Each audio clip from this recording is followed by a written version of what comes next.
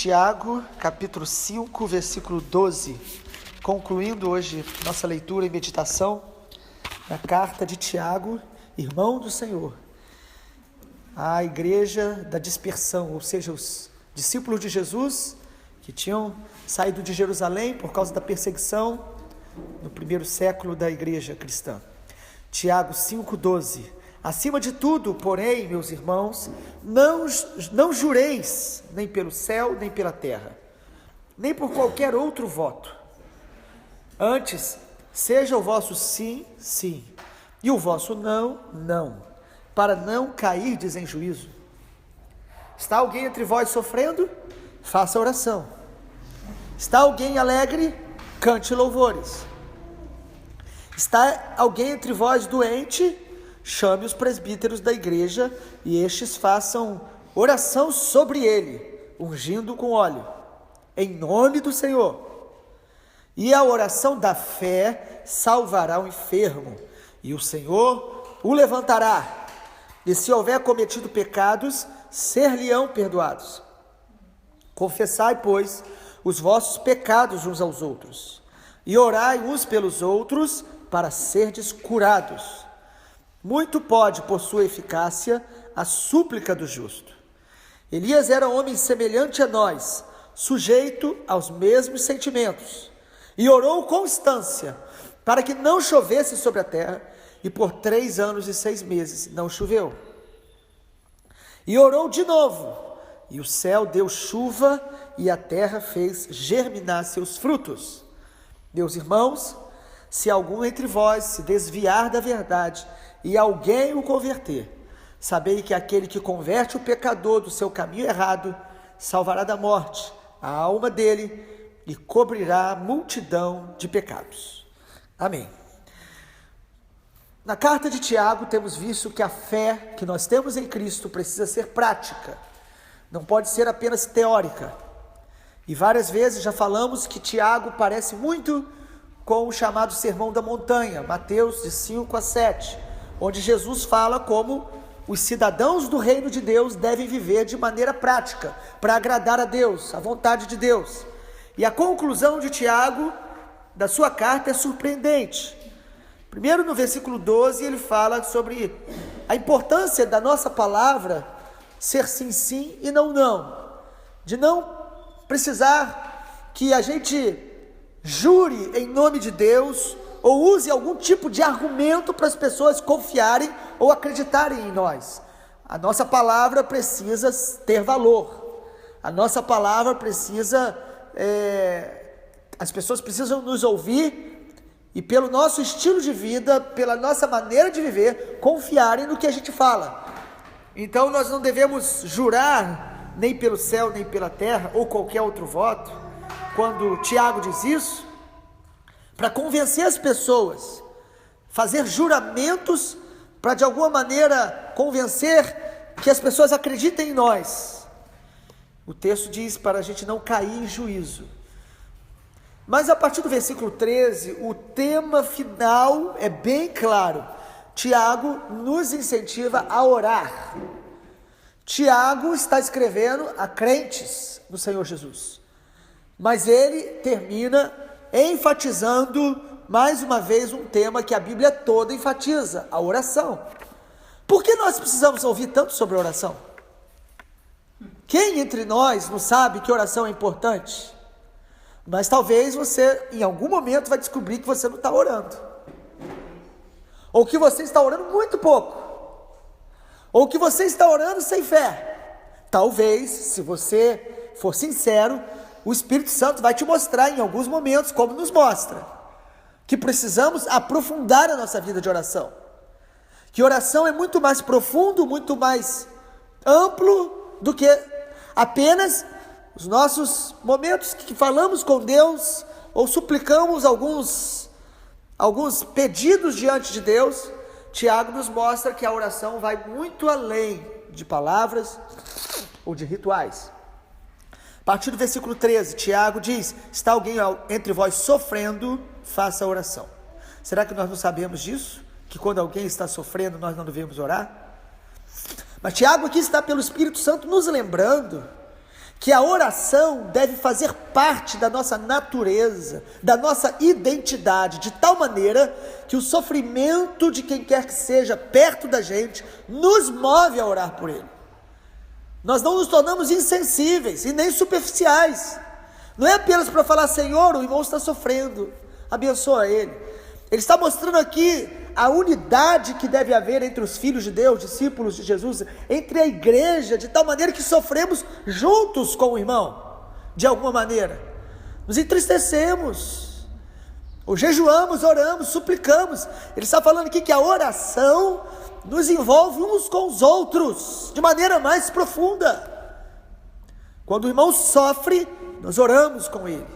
Oramos não apenas como uma atitude de solidariedade humana, oramos porque o nosso espírito está conectado com Deus e está aliançado com o irmão. Então nós devemos orar mais do que qualquer outra atividade, no sentido quando alguém está sofrendo.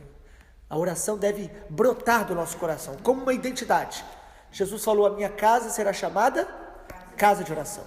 Nós somos casa de oração, ou devemos ser. Nós devemos sofrer mais com as pessoas, orar mais por elas, às vezes, do que apenas comentar o sofrimento delas, ou falar dos pecados dos outros. Deveríamos orar mais uns pelos outros. E ele está dizendo: mas se está alguém alegre, cante louvores. O que ele está nos dizendo é mais ou menos o que Paulo diz: chorai com os que choram e se alegrai com os que se alegram. Porque parece que às vezes conseguimos até orar quando alguém está sofrendo, mas quando alguém está alegre, a gente não consegue se alegrar com ele. Ficamos com ciúmes, inveja, ou não conseguimos ter a alegria com a bênção do irmão. O que Tiago está dizendo aqui, a oração precisa ser parte da sua natureza em Deus, de tal maneira que os irmãos perto de você sofrendo, você vai orar com eles, você vai juntamente com eles buscar a Deus, e quando eles estão felizes, você vai adorar a Deus, vai louvar a Deus junto com eles. Você se entristece na dor dele e se alegra na vitória dele.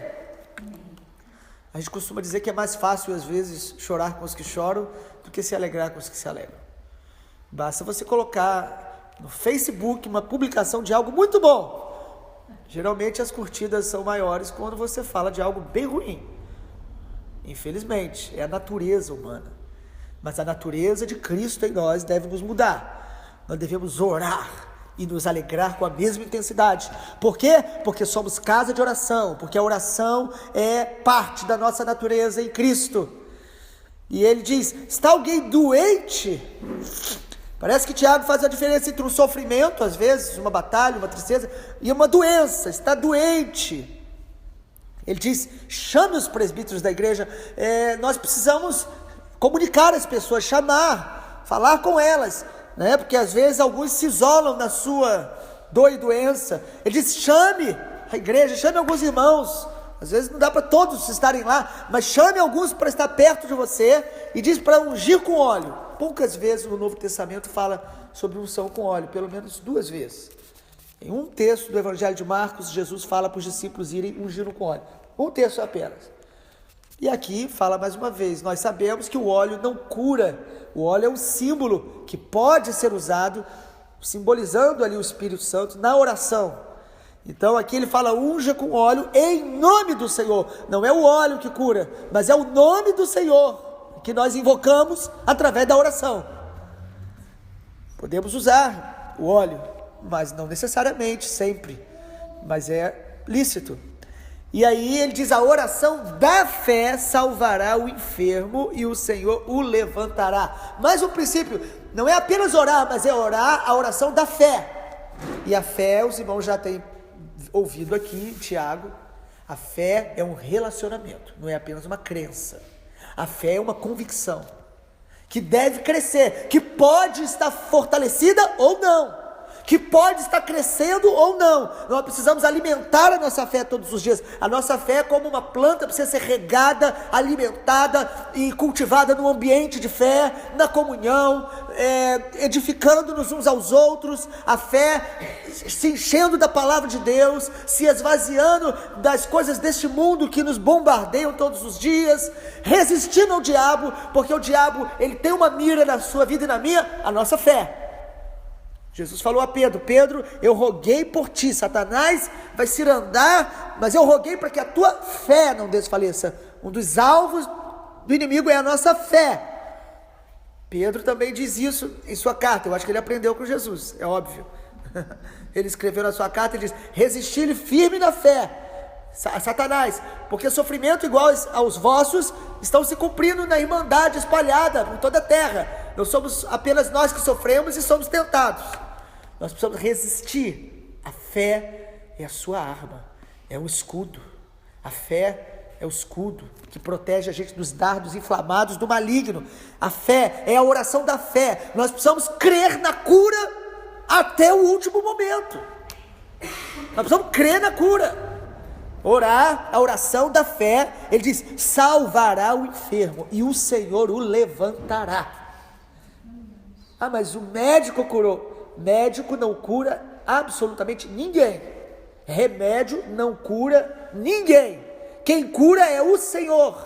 Ele pode usar o médico, ele usa remédios, porque ele nos deu sabedoria, mas o Senhor é quem cura. Ele é Jeová Rafá, Iavé Rafá, o Deus que sara.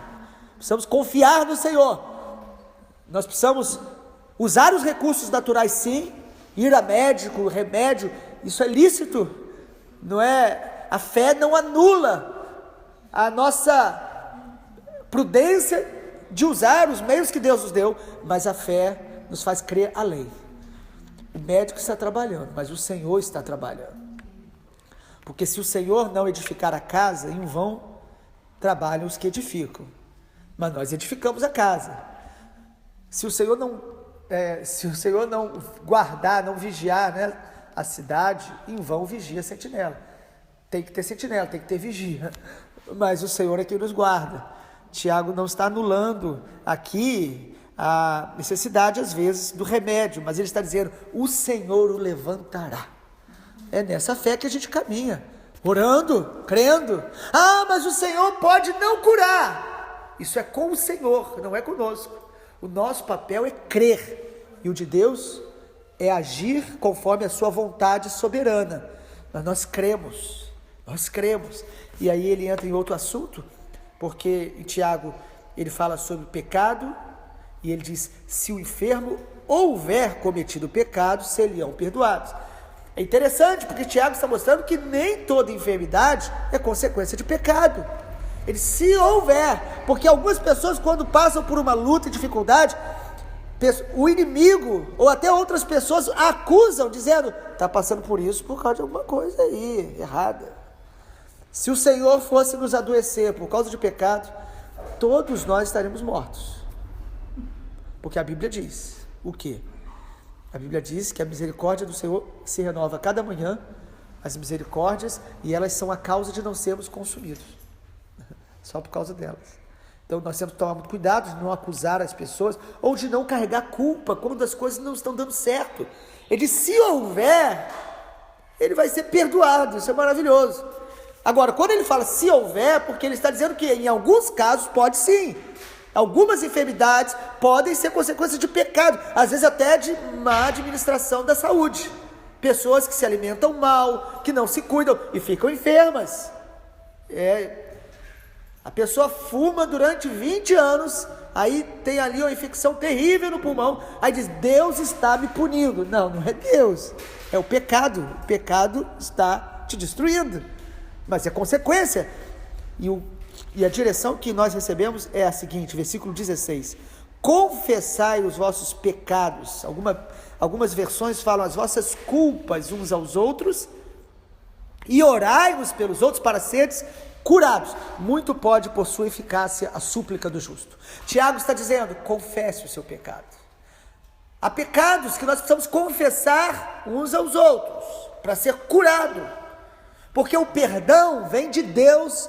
Confessar a Deus traz o perdão, confessar uns aos outros traz cura para a alma, cura da culpa. Precisamos. Traz humildade para o nosso coração. Quando confessamos o pecado a alguém, estamos exercitando a humildade. Alguns dizem: eu não conto para ninguém. É a voz do orgulho. Satanás tenta colocar uma mordaça na nossa boca quando nós cometemos pecados, para que a gente adoeça. O Senhor nos chama a confessar uns aos outros os nossos pecados. Às vezes confessar tentações muito fortes para vencer a força da tentação. Confissão de pecado é um princípio bíblico curador. O salmista, o salmo de Davi, onde ele confessa o pecado dele, ele diz, Salmo 51, Salmo 32, ele diz: enquanto eu calei, os meus ossos envelheceram. Há pessoas que estão oprimidas, adoecidas, com dores, porque não confessam o pecado, não confessam, e não é contar o pecado, é confessar para alguém, para ser ministrado, e orai uns pelos outros, o texto diz, não é só confessar, mas é orar uns pelos outros. É a confissão com arrependimento, com oração. Concluindo essa frase tremenda que Tiago escreve pelo poder do Espírito Santo, que o inspirou: muito pode, por sua eficácia, a súplica do justo. O que nós podemos alcançar através da oração? Através da oração nós podemos alcançar tudo que Deus pode e quer realizar. Tudo que Deus pode e quer realizar, nós alcançamos através da oração. Efésios capítulo 3 diz: Ele é poderoso para fazer infinitamente mais do que tudo que pedimos ou pensamos, conforme o seu poder que opera em nós. Nós precisamos resgatar a cada dia o poder da oração. A igreja precisa compreender isso a cada dia. Nós, eu, você, que a oração, ela abre os céus. A oração estremece o inferno e a oração faz com que coisas novas sejam manifestadas na terra. Quando a igreja ora, os céus se abrem, o inferno estremece e na terra coisas novas começam a acontecer. Vida de oração, mergulhar em oração, ter propósito de oração, continuidade em oração, a oração perseverante, a oração não só juntos na congregação, mas a oração no quarto, particular, a oração como estilo de vida. Somente pelo Espírito Santo nós podemos experimentar isso. Eu creio que nesses últimos dias que nós estamos passando na terra, porque Jesus está voltando, Ele está levantando, despertando a sua casa de oração, Ele está limpando a sua igreja, nosso coração, para que a gente ore mais, ore com mais profundidade, com mais intimidade, com mais experiências gloriosas com Deus, não apenas experiências emocionais, emotivas, quando cantamos o que a gente gosta, ou estamos com as pessoas que nós temos mais intimidade. Não, a oração como um despertar do Espírito Santo, que nos levanta como templos vivos, por onde andamos, cheios de uma vida de oração. E aí ele, para nos incentivar, o Espírito Santo fala através de Tiago, sobre Elias. Elias era semelhante a nós.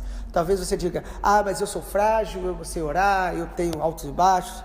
Tiago diz: Elias era igual a gente. Ele não era super-homem. Ele era sujeito aos mesmos sentimentos, versículo 17. E para a gente não ter dúvida, a Bíblia fala do princípio de depressão de Elias, que foi para a caverna, pediu a morte. Ali é um princípio de depressão, e ele caminhou 40 dias, foi para uma caverna. Quando chegou lá, Deus falou: o que você está fazendo aqui? Ninguém te mandou para cá. E é interessante que Deus mandou o anjo, alimentou ele, né? Deus às vezes permite a gente fazer um caminho, mas que Ele não está mandando, Ele está permitindo. Até que Ele vai falar: volta para onde você não devia ter saído, volta para a minha presença, volta para o chamado, volta para o propósito que eu te chamei, e não se esconda. O que você está fazendo aqui, Elias? Mataram todo mundo, estão querendo me matar. Ele foge porque estavam querendo matar e pede para morrer. Era melhor ter ficado lá. Mas a depressão faz essas coisas. Mas ele diz: Elias orou. Amado, a chave da nossa vida não é a nossa força, é a nossa oração. A oração é forte não por quem ora, mas por quem responde.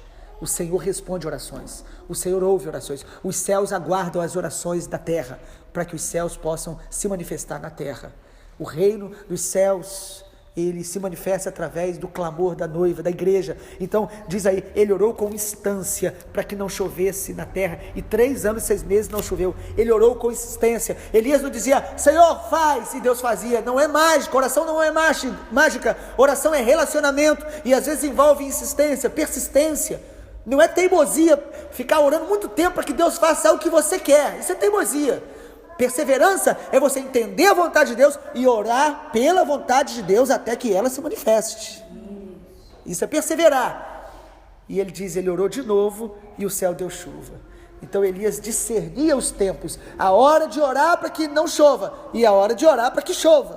Porque orar não é você ficar pedindo a Deus para fazer as coisas que você deseja, mas é você discernir os tempos e orar para que Deus cumpra a sua vontade. Na conclusão, o Tiago fala, irmão, se alguém se desvia, você converter, a gente aqui a linguagem, é lógico que quem converte é o Senhor, mas que você o ajudar, ou você ser canal de Deus para converter um pecador do caminho errado, você vai salvar da morte a alma dele. Que coisa maravilhosa. O incentivo de Tiago na sua conclusão é: persista em orar e ajudar pessoas para elas encontrarem a salvação em Jesus. Não desista. Ore, evangelize, se envolve com a obra missionária, porque você vai salvar a alma das pessoas do inferno. O Senhor Jesus nos abençoe e que a nossa fé seja mais prática, imitando Jesus, andando com Jesus. Amém.